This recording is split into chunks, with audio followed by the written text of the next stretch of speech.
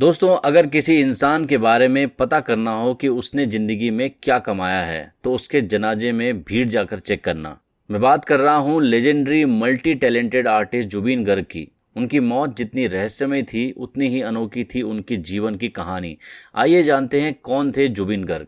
जुबिन गर्ग जो कि multi talented singer, lyricist, composer, actor, director, social worker और बहुत सारे उनके पर्सनालिटी के रंग थे। उनका रियल नेम था जुबिन बोर ठाकुर। जुबिन गर्ग का जन्म हुआ था 18 नवंबर 1972 को और इनका बर्थ प्लेस था टूरा, मेघालय। इनके पिता का नाम था मोहिनी मोहन बोर ठाकुर जो कि मजिस्ट्रेट थे, पोएट थे और वो as a lyricist Kapil Thakur के नाम से लिखा करते थे। और उनकी मदर जिनका नाम था ली बोर ठाकुर, वो एक जानी पहचानी सिंगर थी। जुबिन के अलावा उनकी दो बहनें थी, जॉनकी बोर ठाकुर जो कि एक सिंगर और एक्ट्रेस थी और दूसरी बहन पालमी बोर ठाकुर जो कि एक प्रोफेसर हैं ज्योग्राफी की। जुबिन की वाइफ हैं जिनके साथ उनकी लव मैरिज हुई थी फरवरी 2002 में, जिनका नाम है गरिमा साइकिया गर्ग जो कि एक फैशन डिजाइनर हैं। चाइल्डहुड की बात करें तो ये कार्मेल स्कूल जोरहाट असम से इन्होंने अपनी प्राइमरी एजुकेशन कंप्लीट की। उसके बाद Karimganj high school, Tamulpur higher secondary school और आगे कॉलेज की पढ़ाई के लिए इन्होंने जेबी कॉलेज जोरहाट को चुना। इसके अलावा बी बोरा कॉलेज से भी इन्होंने पढ़ाई की। क्योंकि इनकी माताजी सिंगर थी इसलिए बचपन से ही संगीत और लिखने का इनको बहुत ज्यादा शौक था। 3 साल की उम्र से ही इनको सिंगिंग की ट्रेनिंग देनी स्टार्ट कर दी गई। म्यूजिक ट्रेनिंग इन्होंने सबसे पहले अपनी माता से ही स्टार्ट किया। इनकी माता इनको सिंगिंग की प्रैक्टिस करवाया करती।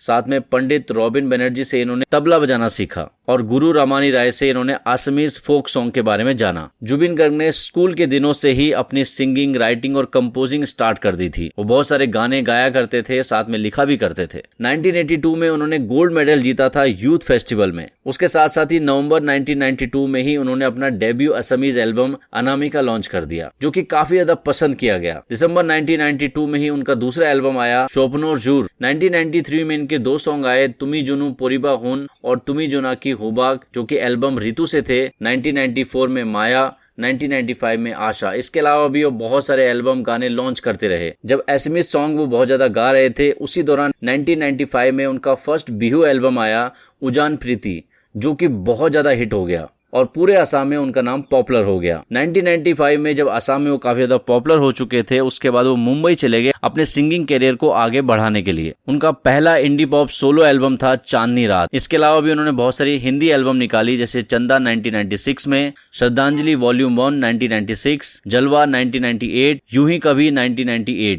जादू 1999, स्पर्श 2000। इसके अलावा बहुत सारे हिंदी सॉन्ग वो कर रहे थे। जब वो हिंदी एल्बम कर रहे थे उनको बॉलीवुड मूवीज में भी काफी ज्यादा ऑफर आए तो उन्होंने बॉलीवुड मूवीज के लिए भी गाने स्टार्ट कर दिए जैसे कि गद्दार 1995 में, दिल से 1998 में, डोली सजा के रखना 1998, फिजा 2000 में और कांटे 2002 में। उनको बॉलीवुड में पहली सफलता मिली या अली सॉन्ग से जो कि गैंगस्टर मूवी में था। उसमें शाइनी आहूजा और कंगना रनौत थे। ये मूवी भी काफी ज्यादा हिट रही थी और उसमें जो या अली सॉन्ग था उसने जुबिन गर्ग को पूरे इंडिया में फेमस कर दिया। 2007 में उनका हिंदी एल्बम आया था जिंदगी। 2007 में ही जग लाल लाल सॉन्ग उन्होंने किया था उस्ताद सुल्तान खान के साथ जो कि मूवी बिग ब्रदर में लिया गया था। इसके अलावा उन्होंने बंगाली सॉन्ग्स भी गाए थे जिसमें मूवी मौन, शुदु तुमी, प्रेमी, मौन माने ना, लव स्टोरी और भी बहुत सारी बंगाली मूवीज उन्होंने सॉन्ग गाए थे। एक्टिंग करियर की बात करें तो 2000 में उन्होंने अपनी एक्टिंग करियर का स्टार्ट किया। ये मूवी थी तुमी मोर माथु मोर। इस फिल्म में उन्होंने एक्टिंग भी की थी और डायरेक्शन भी किया था। 2002 में भी उन्होंने बहुत सारी मूवीज में एक्टिंग की जैसे कि प्रेम अरु प्रेम,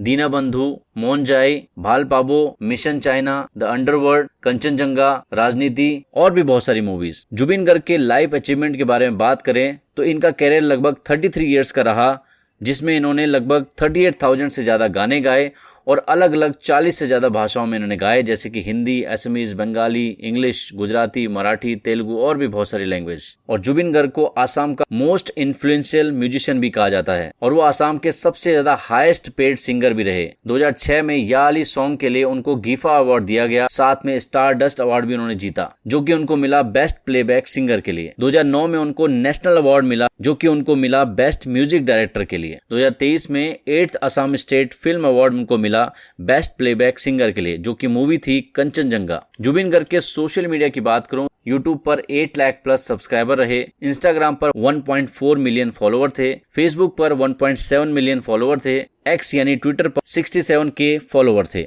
जुबिन गर्ग की नेटवर्थ की बात करूं, पब्लिकली कभी भी ये डेटा अवेलेबल नहीं रहा कि वो कितना कमाते हैं, मगर उनका जो मेनली कमाई का साधन रहा सॉन्ग्स की royalties, live shows, music production और ब्रांड प्रमोशन। जुबिन गर्ग अपने चैरिटी वर्क के लिए बहुत ज्यादा फेमस थे। वो अपने फैंस को हमेशा मदद किया करते थे और अगर कुछ न्यूज आर्टिकल की माने, जैसे इकोनॉमिक टाइम में उनकी नेटवर्थ लिखी गई 72 करोड़। जुबिन गर्ग की कुछ कंट्रोवर्सीज के बारे में बात कर लेते हैं।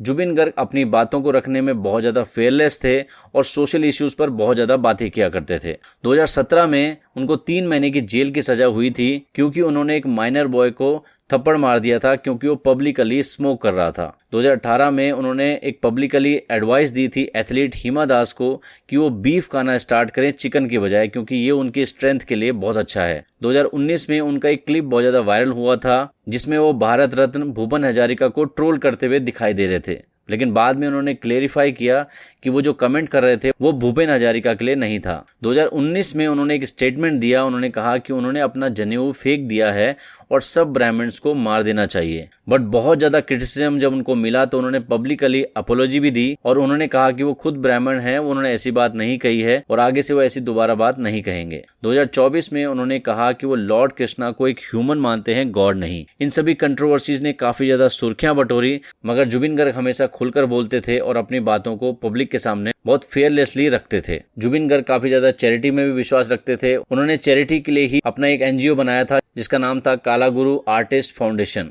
बहुत सारे डिजास्टर सिचुएशन में भी उन्होंने मल्टीपल टाइम डोनेट किया था। 2021 में जब कोविड आया था तो उन्होंने अपना पर्सनल घर गुवाहाटी में कोविड केयर सेंटर के लिए डोनेट कर दिया था। बात करें जुबिन गर्ग के अंतिम क्षणों की, 19 सितंबर 2025 को वो सिंगापुर गए थे अपनी पूरी टीम के साथ। वहां पर समुद्र में स्विमिंग के दौरान उनकी मौत हो गई। जब उनकी मौत हुई, उनकी टीम के लोग भी उनके साथ वहां पर स्विमिंग कर रहे थे और उनकी डेथ काफी ज्यादा मिस्टीरियस बताई गई क्योंकि मल्टीपल एजेंसी ने उसके ऊपर इन्वेस्टिगेशन स्टार्ट कर दी है। मल्टीपल FIR भी इसमें दर्ज हुई है। उनके जो मैनेजर हैं सिद्धार्थ शर्मा और आसाम फेस्टिवल के ऑर्गेनाइजर श्यामा कानू महंता, उनको भी आसाम पुलिस ने अरेस्ट किया ताकि आगे की इन्वेस्टिगेशन के लिए उनसे पूछताछ की जा सके। जुबिन गर्ग को आसाम के लोग बहुत ज्यादा प्यार करते थे। उनकी अंतिम यात्रा में बहुत सारा क्राउड आ गया, बहुत सारे लोग आ गए। लिम्का बुक ऑफ रिकॉर्ड के अकॉर्डिंग जुबिन गर्ग की लास्ट राइड में दुनिया भर में 4th लार्जेस्ट पब्लिक गैदरिंग हुई थी, जिसमें पहले नंबर पर माइकल जैक्सन, पोप फ्रांसिस और क्वीन एलिजाबेथ के लास्ट राइड में आए थे। तो दोस्तों ये थी कहानी जुबिन गर्ग की, जिन्होंने अपनी मखमली आवाज से, अपनी फेयरलेस वॉइस से एक अलग पहचान बनाई और आज भी लोग उनको प्यार करते हैं। जाने के बाद भी लोग उनको बहुत ज्यादा मिस कर रहे हैं।